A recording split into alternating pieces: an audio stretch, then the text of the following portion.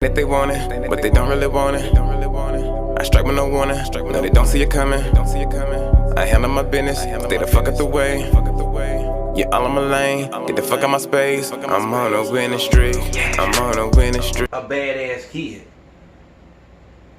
Like that's like, did she just become holy? Obviously, he's not telling the whole story or whatever like that. But how the fuck did you still end up fucked up like that?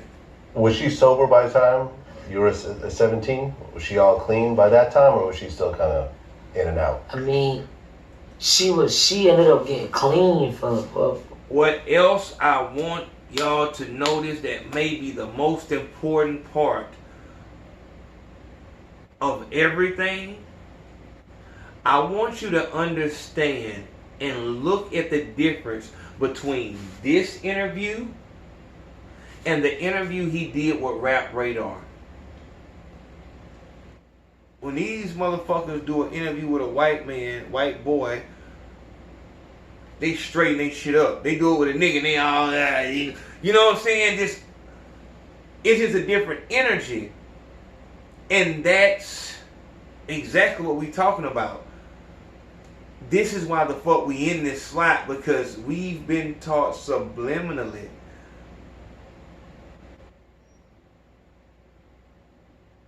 we are inferior and subservient to white men. Caution. I repeat, caution. For the next 10 minutes, you will be taken inside the mind of today's rappers. This is the Stupid Rappers Show.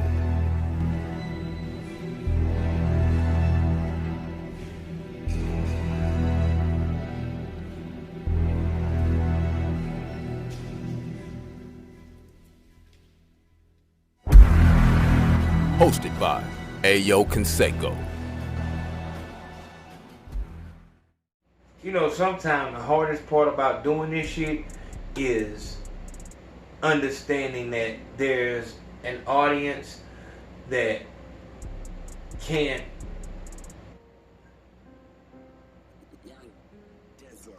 what is it? It's a synonym for soak in, like mentally soak it in. They won't be able to retain what it is I'm giving.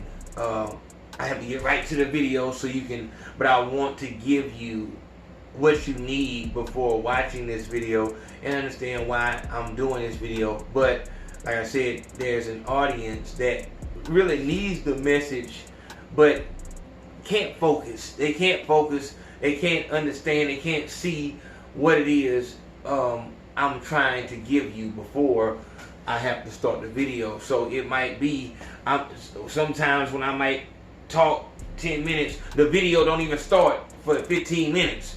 I didn't talk for 15 minutes before I even get into the situation. That's because you need a prelude. You need a prelude, because if I didn't go straight into it, you're wondering, how the fuck does he have these thoughts? Where did these thoughts come from?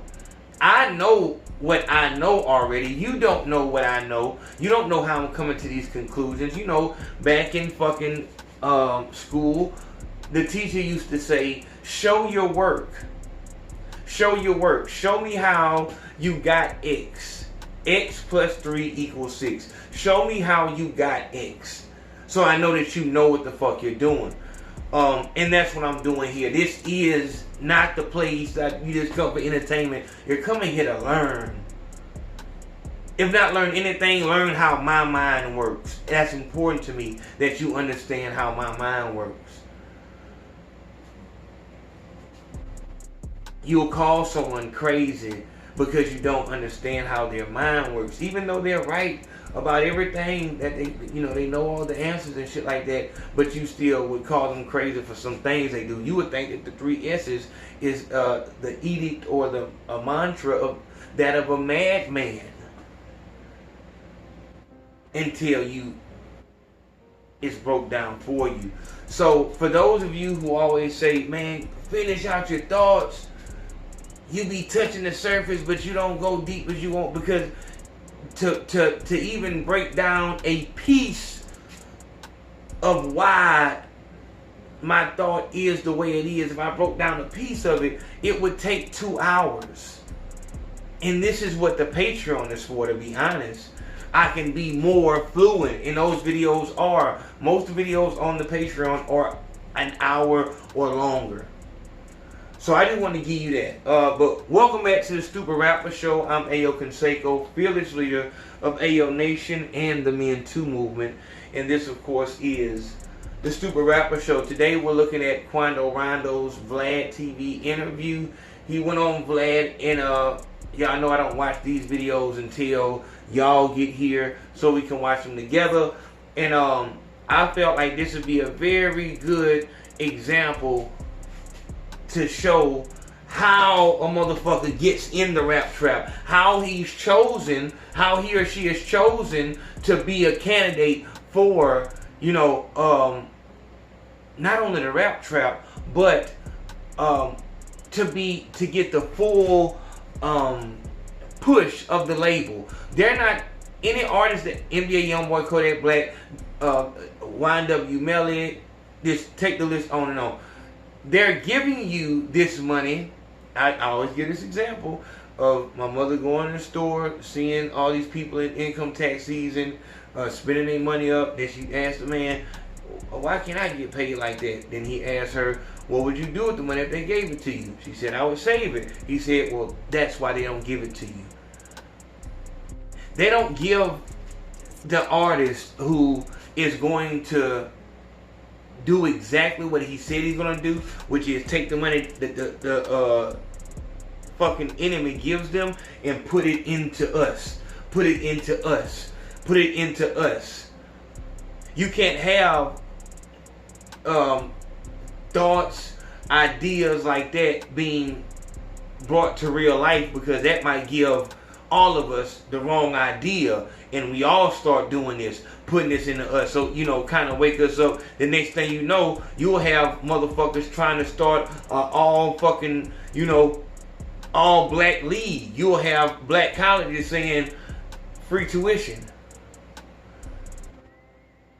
You'll start a fucking, you know, so they cut that shit, they nip that shit to bud. The only people that are getting the type of money that could change our current situation is people that they know won't do it. Okay. Was your mom coming around during like the early years? She ain't came around to, listen, I went to, when I was like 11, my first time going to juvenile, I was like 11. Yeah. I've been going back and forth. I spent half of my from 11 all the way to 16, I really spent all that time being locked up. Yeah. You did what I'm saying? So by the time I got out, and for those of you wondering why I'm standing up, the fucking chair finally broke. Juvenile, like I did, but the last bid I did 2 years. When I came home, I was 16. It was like 2 months before I turned 17. So I was already kind of like in my own mindset, like I've been raised up in juvenile, so all I knew was, you feel me, fighting and thugging and on some, always on some fuck shit, you feel me? I had my own mind, I raised myself in the juvenile, so by the time I came home, I was kind of already, by the time I came home, I was about to be 17, so I was already damn near looked at as an adult. So by the time my mama came around, I had enough sense and enough respect to know, like, alright, this is my real mama. You feel me? I ain't gonna disrespect her in no kind of way, because this is my real mama. But everything seemed kind of fake, like. There it is. This video right here is strictly to point out how labels are picking their artists. I can tell you, man, they want high school dropouts, they want niggas come from broken home, they want financially illiterate. That's one of the biggest fucking things, and they can tell that you're financially illiterate by asking you questions about, what's your favorite car? What would you do if you got $1 million? Like real fucking questions. And you can, you know, act like you playing with them and play monkey in that bitch, but they can even tell, like, come on, my nigga, like, the fuck.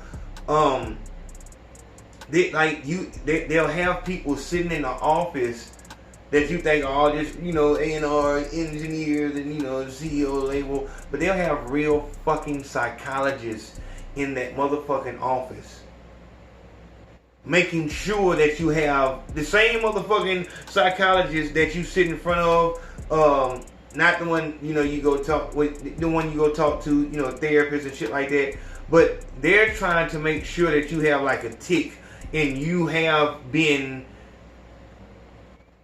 poisoned. You've, like, whatever chemical they were spraying in your project, whatever chemical they were spraying in your low income fucking part of the state, they're trying to make sure that shit soaked in you. They're trying to make sure that, oh yeah, he definitely has some brain defects. Definitely. Okay, yep. We know that we ran fucking lead all through that fucking, you know, water in that whole, where'd you grow up? Okay. And this is all low income places. All low income places. So, as a psychologist is sitting in that office listening to you, and of course all the white people just having a good time. He's watching you. He's just watching you, you know, watching the movements. It's pretty much, yeah, he definitely has post-traumatic stress disorder. He's on the verge of bipolar, schizophrenic, manic. He's in the advanced stages of RDA. He should have been given Ritalin or prescriptions of fuck that shit that they give little kids. He has a disease that he should have been diagnosed and watched and caught when he was 10 years old. But now here the child is 16 years old and has advanced stages, and the shit has become aggressive. You know, like the cancer become aggressive. His mental disease, because we know mental disease in the black community goes undiagnosed, unchecked, and untreated. The form that his mental disease is in, it was it's become aggressive, and what else? The traumatic incidents he's been through has accelerated, you know, the state in which that disease is in. He's going to spaz out when you put him in hostile situation. He does not have the mental functionality to deal with the success that he's about to face. It's going to be very entertaining to watch him crash and burn. Sign him and give him the money. He's not going to do anything productive with it. Hey, yo, what it do, man? It's your man, AYO CONSACO. I'm tuned in with the Big Face Podcast. One. I can't do it. I can't do it. That just ain't my style, dog. I just gotta keep it real. Look, dog, let me holler at y'all. Look, I don't put that Patreon, them numbers for the Patreon, that's for AYO Nation. If you're in AYO Nation, you need to be a Patreon. I don't put all the videos, they won't be listed on YouTube. So if you want all the videos and shit like that, you need to be a patron. If you want to contribute to the conversation that we have every Monday night, we go live on the Big Face Podcast YouTube channel at 9 p.m. Central Standard Time. If you want to contribute to that conversation, have the call-in number to where you can call in at any fucking time during those lives, you need to be a Patreon. I don't put those Patreon numbers and the Men 2 numbers at the beginning of the show just so you can hear winning streak. As a matter of fact, if you want the whole winning streak single, all you have to do is send $2 to the Cashapp or the PayPal, And I'll send the song to whatever emails attached to your PayPal and Cash App. It's not that fucking hard. But the Patreon is for AYO Nation. I expect for y'all to fuck with that. And before y'all start asking, this hat is not for sale. The markup on it is too high. I was just trying to see what that shit looked like for real. The markup is too high right now, so I have to sell that shit for like $30, and I'm not prepared to say that to y'all. So right now we just have the Men 2 t-shirts for $20. Big Facts Podcast. We have the new navy blue Big Facts Podcast t-shirt, $15. Everything is $15 but the Men 2 t-shirt. Then you got the Big Facts Podcast Scully for $10 still. Go to paypal.me/RUSerious10 and put all your information in that motherfucker. I salute everybody, all of my niggas, all of the Men 2 members, AYO Nation members that have been donating to the show. As you know, I'm a nigga on YouTube, so it is what it is. So when you contribute, it's a big deal to me. But don't go crazy. But every third Sunday we do the AYO Nation donation conversation where I shout out everybody who showed love within that period and shit like that. If you don't want to be mentioned during that show, all you have to do is put no mention and you won't be mentioned.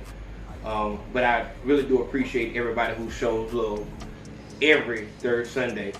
It seemed like my message has went out there to where people know if you're a small business, you gotta have at least $100 for promotion.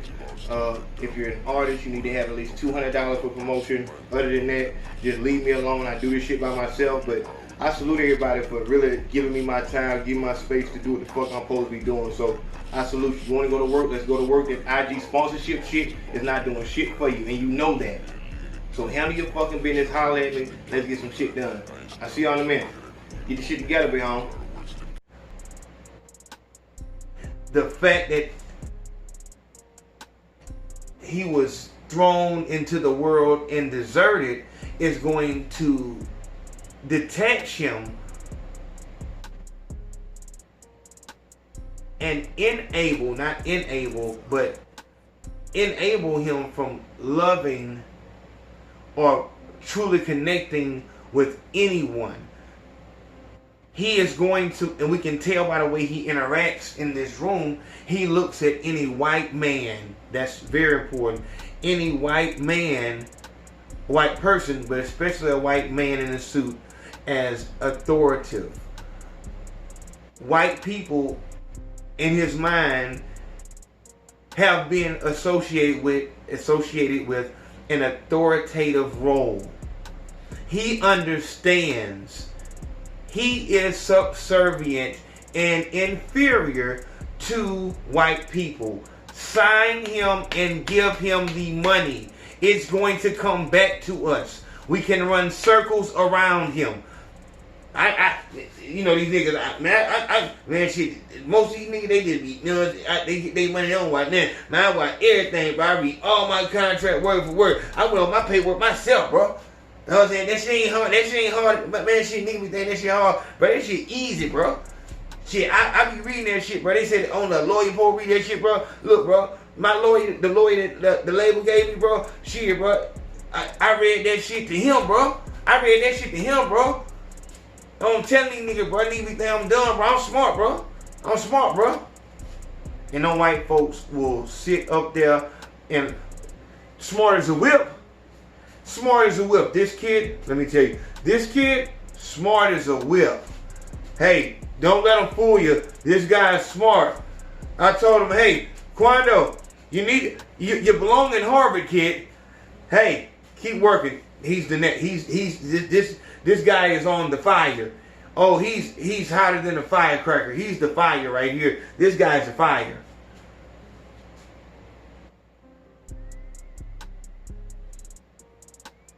And these children can't even feel this white man energy.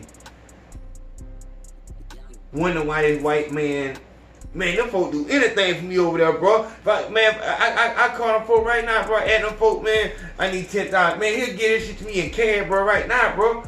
And you just don't understand. They do that because they know. For one, they're robbing you, but for two, You not finna do nothing and go no fucking where. Man, when you crash out, they're going to just rake it in. And that's gonna be you sad as fuck when you call these people that you think is your fucking friends. Hey, Quando, man, hey, we're talking to the lawyers. They're pretty much saying that we're gonna, or they hit you with the gas like, Quando, no, hey, we got you, man. You're coming home. No, it's nothing to it. And they can do it like they did Kodak Black. And they're on the other end with the fucking prosecutor. They just running shit all up your asshole. You don't know what, or they can just not answer the phone at all and just keep on making money. Hit you with the YNW mailing. Do you like they did XXX? But that's out. But let's go further. But the point of that was the fact that you'll be detached and not be able to trust anybody that looks like you.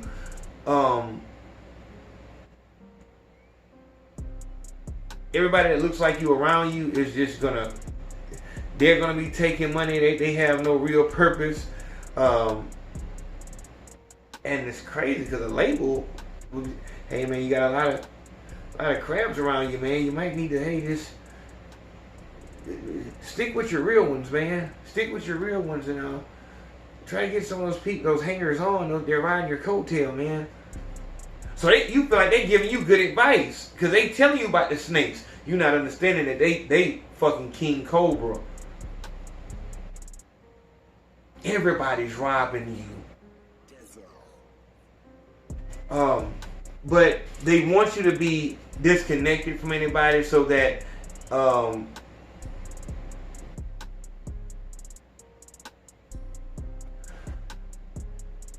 you're alienated. They need for you to be, that's for any scam that you're gonna do. You want the victim to be alienated.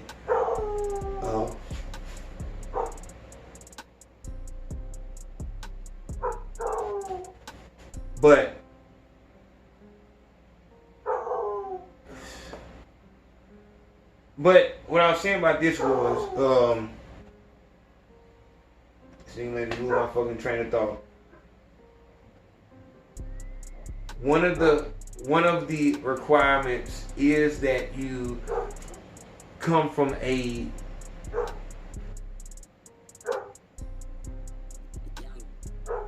fucked up childhood. Your family life is fucked up. You did not come from a traditional functional household. Coming around from 2 to 11 like that?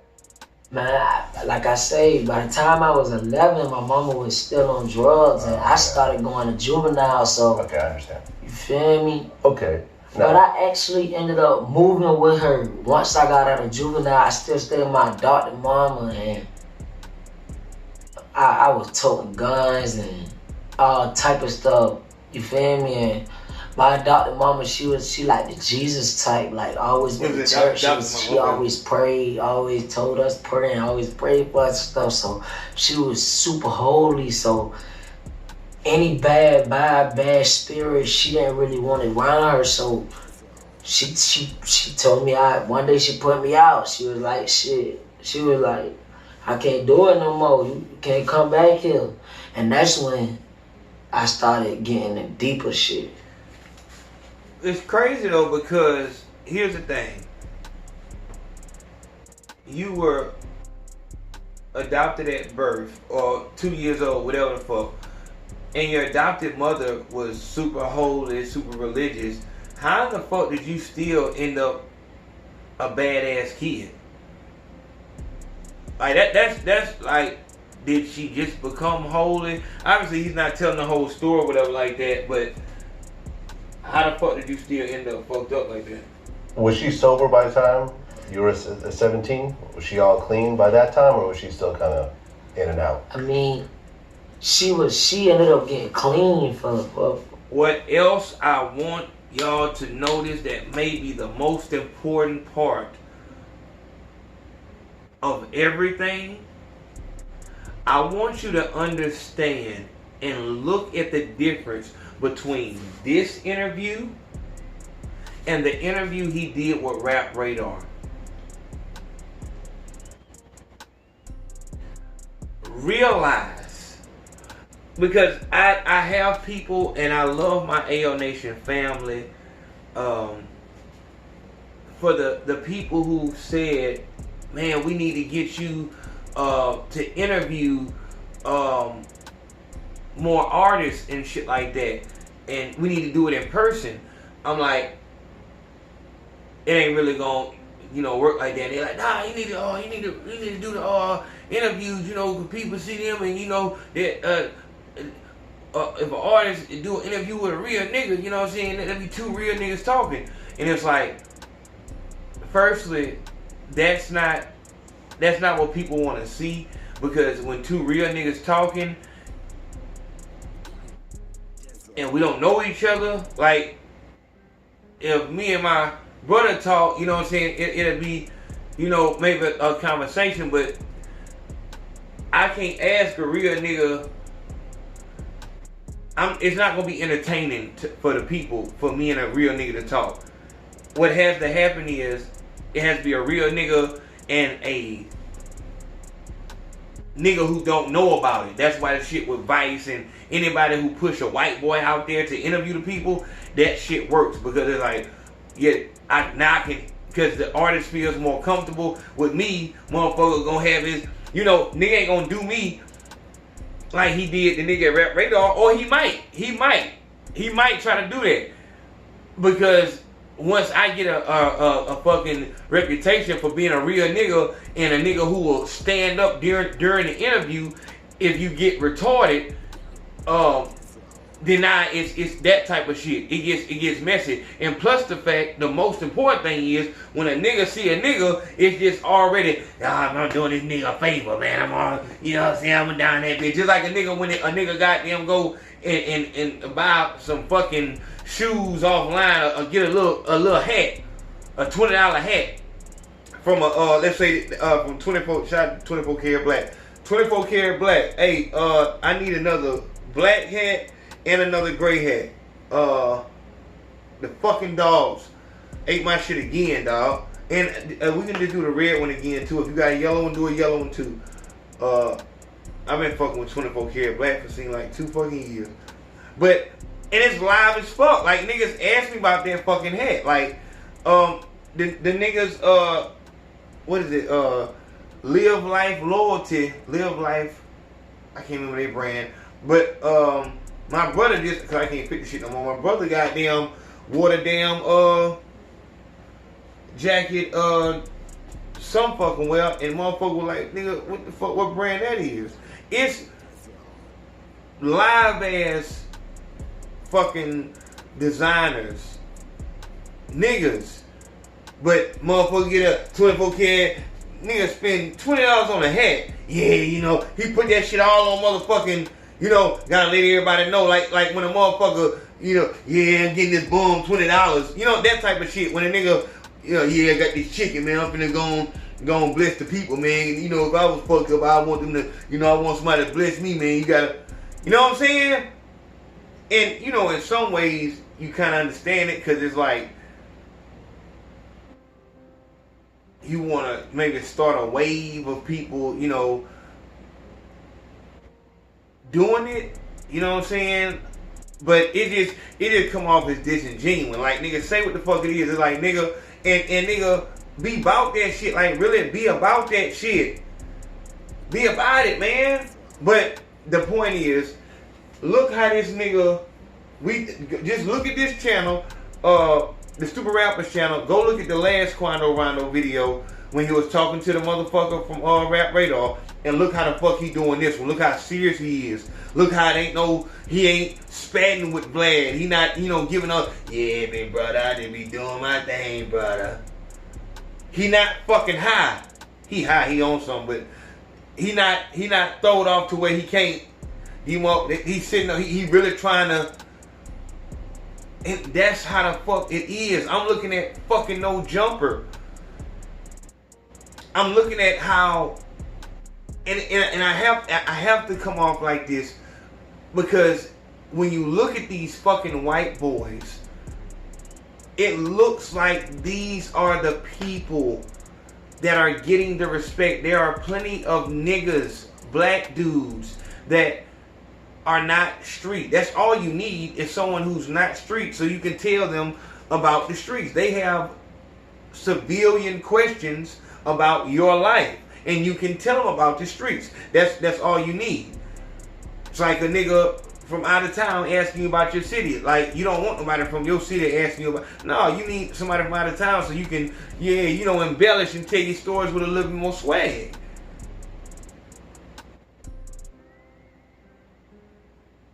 But when you see the way that my nigga Ant from Urban Politics TV, Urban Politicians, he speaks on this type of shit, man, like, because he does interviews. He speaks on how when these motherfuckers do an interview with a white boy, they straighten their shit up. They do it with a nigga and they all, you know what I'm saying? It's just a different energy. And that's exactly what we talking about. This is why the fuck we in this slot, because we've been taught subliminally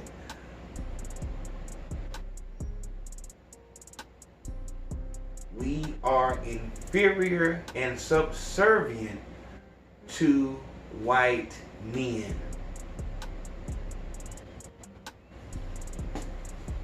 I just noticed that, man. At least 6 months. Then she got clean from, my mom used to, you feel me? She got clean from her. Imagine if the nigga from Rap Radar would have asked about his mom being on dope, dog. This nigga was giving this man, the nigga fucking, fucked up energy just for asking about his music. Asking about NBA Youngboy. Watch what the fuck happened here, dog. That shit crazy, dog. I just realized it. She was all the way clean, because, you feel me, my family, like her side of the family, my real family, they was the type to, you feel me, if they see one of us doing something deep in the streets, like I need help, they gonna be there for you like a real family. Like, no matter what, they ain't gonna never turn their back on you, no matter what you do. So like my aunties and stuff used to make sure she go to little drug classes and stuff, and then she started smoking weed. And after she started smoking weed or whatever, you feel me, she started like feeling herself, like she started turning back to a normal person. Like, all right, I'm gonna just smoke weed. She was going to work smoking the weed and stuff. And my grandma actually, and then my grandma, which is her mama, which is my grandma Terry, she ended up dying for cirrhosis of the liver. And my biological mama kind of psyched out, and she psyched out to the point where she was, you feel me, like crossing everybody, turning her back on everybody who been there for her and who will continue to be there for her. But at the same, while she was going around, like when I say cross, I don't mean like taking up on nobody or nothing. Like, she'll just pull up, curse you out, snap on people. Just, she was going through it. But at the same time, when she was snapping on everybody else and like just having her ways and shit with everybody else, I'm like, damn, Mom, dude's going through it. One day, she came home and was like, oh, get out my house. You can't stay here no more. Kick me and my brother out. This nothing but facts. You feel me? I'm like, damn. My Deuce ain't never did nothing for a nigga, man. My Deuce kicking a nigga out for no reason. You feel me? I ain't even did nothing. So ever since then, the nigga really ain't. I'm like, man, fuck that shit. I ain't gotta talk to my Deuce, man. I love her, but shh. I love her. He tightened his words up. I love her. You know, like, fuck, man. But that's how motherfuckers is. But and that fact, like a nigga doing that coon ass shit. But that's another fucking requirement. That's another requirement. You have to be like that. What was I just explaining? You have to be like that when a white man is talking to you. A nigga, yeah, man, fuck them niggas. A white man, label called him and told him, you know, straighten up. I don't fuck with that shit. But for one, this is a child talking. He's not telling the whole story. When she came in the house and told you and your brother to get out the house, what you leaving out is when your adopted mama kicked you out for thugging, you didn't stop thugging once you left your adopted mama house. Your mama was smoking weed and all that. The reason, like, you know all this shit because, like, you was in that shit with her too. You know what I'm saying? And to be honest, it's not really... It's his fault. Obviously, we know it's his fault. Man, responsibility, all this shit like that. But just like Kodak Black, this motherfucker never had a chance. We gotta come to the realization and the understanding of, alright, you a drug addict bitch out here. You're a drug addict bitch. You're a nothing ass bitch. Do you know that you would be above a bitch that don't do no drugs with 7 kids, still chasing after dick, ain't raising none of her kids, by you being smoking whatever the fuck, popping pill, whatever you addicted to? You are not as much as you really. You're not. You just a woman out here having fun. That's a nothing ass bitch because she's harming children. We gotta get that through our head. The bitch with 7 kids and pregnant and got a new boyfriend and she chasing that motherfucker around, dropping the kids off over here and over there. One of the kids over here, 2 of them over there, 3 of them over there. This motherfucker at the house by motherfucking self. Your oldest child is your fucking slave. Child can't do a fucking thing but babysit. You wonder why she's pregnant at 13. That child ain't never have a fucking chance. So, for the woman who out here doing dope, the 26-year-old, 21-year-old that's out here doing drugs and shit like that, having abortions, she is above that motherfucker. That motherfucker got a house and a car, but that's because, bitch, you stealing out the stove for one, you a booster, and bitch, you getting that big ass income tax check, and the government loves you. And like I explained to y'all on the Rap Trap, the government is paying you for your children. Your children are gonna be inmates and what's the word for the ants that don't do nothing but have babies? Or if that's your job, you just have babies. But that's what you have an army of. You're about to have 8 kids, and all the boys is going to prison. All the girls are gonna be just fucking breeders. So that's what they're doing. They're paying you. That's why you get the income tax. That's why they paying. Because they just, hey man, you know, I appreciate the sacrifice. Appreciate you having these children because we need these motherfucking free goddamn hours. We need these slaves.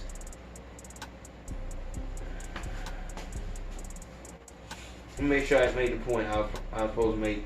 I'm not going forward with that because I do that a lot on these stupid rapper shows.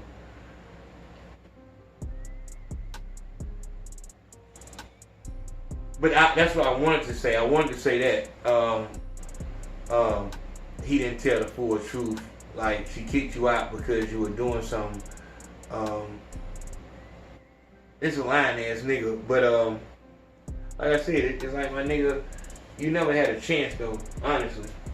Man, you know how boy think. I'm thinking like a man. Like, man, I'm about to get out here on my own and show everybody I don't need them.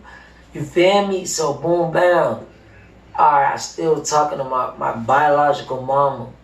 But one day I went to my grandma's house and her and her boyfriend came in her and this little dude came in I think she was messing with him. I don't really know. She came in my grandma's house and my whole family was over there trying to fight, cursing my grandma out and fight my aunties and stuff. So my aunties and them made her get out and her boyfriend ran up like he was about to do something. So, you feel me? Me and my partners me and my cousins had jumped them like out the house, like, you feel me? Like, you gotta deal. And she called the police on me. On y'all? Wow. She really called the police on me because I was doing the most. Like, I was really trying to hit him and, you feel me, get him out the way because he just came in my grandma's house. Your mom called the police on her own son because he was basically beating up her boyfriend because her boyfriend was acting up. That's crazy. So she took her boyfriend's side over you. That's how I feel. Yeah. Exactly. I never really told nobody how I feel. And a lot of people might not like this or what I'm saying, but it's the truth. I still love my Deuce and all that, but you feel me? I'm just giving my side. Look, man, I have drug out.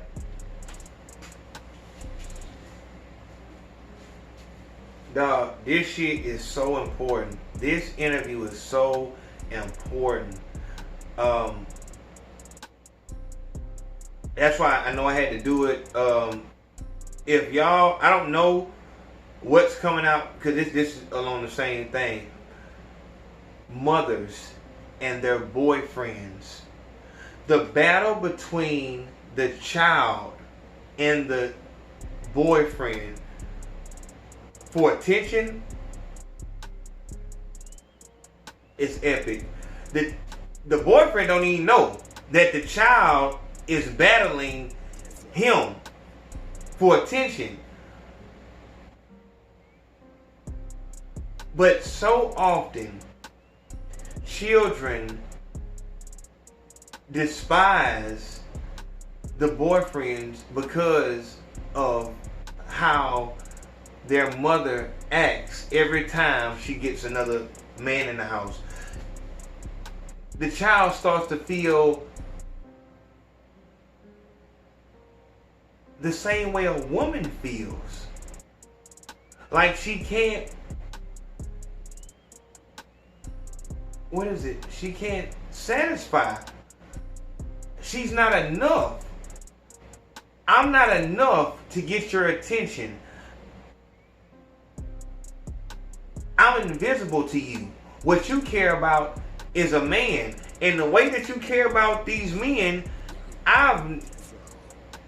in my whole life, I've never seen that love.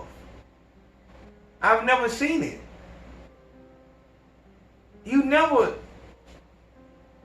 This is the child thinking this.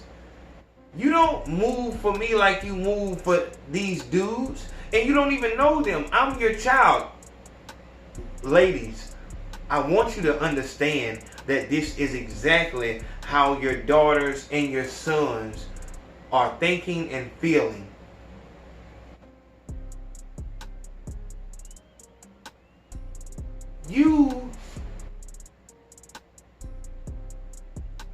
I should be your everything. How am I not your whole? How do I not come first before everything? Most of the time, you treat me like I'm a burden. You treat me like I'm a hassle on you. Like I'm holding you up from getting to him because you gotta get me from daycare or go to the that's what I tell y'all. This shit can go really, really deep. I have to keep it surface level but I'm finna go there. Like